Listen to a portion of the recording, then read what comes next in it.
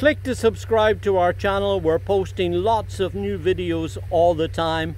And here on the nursery, where we grow over 2,000 different varieties and where we film most of these videos, I think through time you're going to discover lots of really pretty and exciting plants that you'll be able to grow around your home. Now, when we look through the video selection, you're going to see some tried and true varieties, some new and exciting ones, and also you're going to see some of what I described as undiscovered beauties.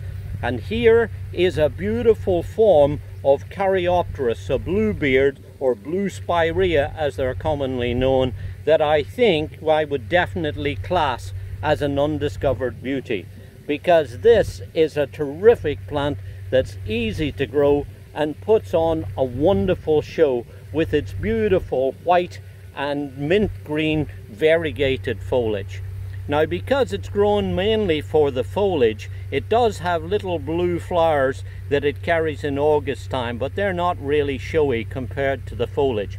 And because it's grown for all of this gorgeous foliage, it's something that really will give you a lot of no-fuss color right through the whole of the growing season, from the time it emerges in early summer from the ground until it gets killed down by the frost in the autumn. So a really long period with lots of color and interest. It's a plant that only gets to about 2 to 3 foot high, has a distinctive vase shape to it, as you see, and it's lovely to put in either as a single specimen, or of course you could plant a nice big bold group of them to make an exciting kind of focal point somewhere in the distance of your garden. You could also, of course, put down a line of them to edge a path or a driveway, or even as a kind of low seasonal hedge, anywhere where you're going to be able to have sunny conditions that's in well-drained soil. Now, the well-drained soil is important. Just an average garden soil will be fine as long as it doesn't lie wet. They just don't like damp or wet soils. Outside of that, you'll find this remarkably easy to grow and a great performer. It's interesting really that a plant like this has not been more widely grown and planted. I suspect it may be because it's a relatively new plant and it was introduced first into South Carolina that we have it currently rated as a Zone 6 plant. Now, in looking through my records and also doing some of our trials, we believe this is now hardier than that. In fact, I'm pretty confident that I can say with a good deal of confidence that this is really a Zone 5 plant. So if you live in a colder zone, it's certainly worth trying, particularly if you put down a layer of mulch in the autumn time just to help protect the crown that little bit. The other thing I should mention about it is that it is one of those plants that's a little slow to emerge in springtime. So if you find that it's not quite coming up when you expect it, give it another couple of weeks and hey presto, it will do that. It's just a little slower to emerge. Now, what's interesting about it is the original species grows up in the Himalayas and in China. But this particular variety was found in a little nursery in Japan. Ted Stevens from North Augusta, South Carolina, was visiting Japan and he found it there in this nursery, just one plant. And it's from that that all of the plants that we're growing and ones that are in commerce elsewhere are descended.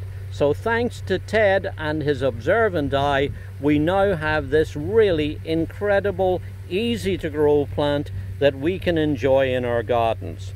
Now, the thing about it also is interesting is that if you crush the foliage or just brush against it, you'll find that the foliage is aromatic. Now, some people describe that as smelling like cat pee. Not very inviting. To me, it smells a bit more like sambucus or elderberry, which is a nicer way of putting it.